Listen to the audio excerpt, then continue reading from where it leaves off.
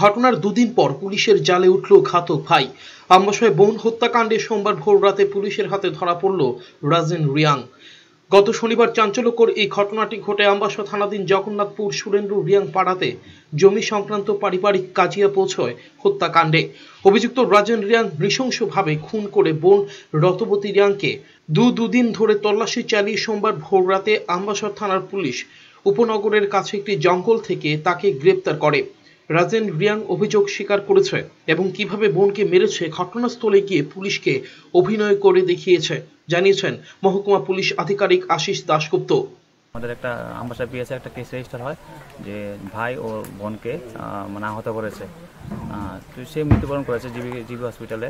আমাদের case register হয়, তখন আমরা সাথে সাথে আমরা আসামির খুঁজে বের হই, কিন্তু আসামিকে পাচ্ছিলাম না দুদিন ধরে।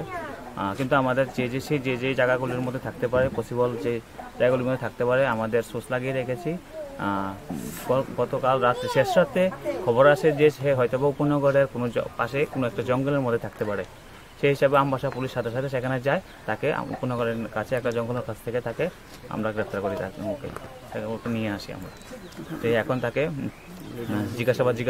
জিজ্ঞাসাবাদ করার পর সে যেটার মধ্যে যেই ওয়েপনটা দিয়ে সে ওকে আহত করেছিল সেই ওয়েপনটা সে আমাদেরকে এক্সিকিউটিভ ম্যাজিস্ট্রেটের সামনে।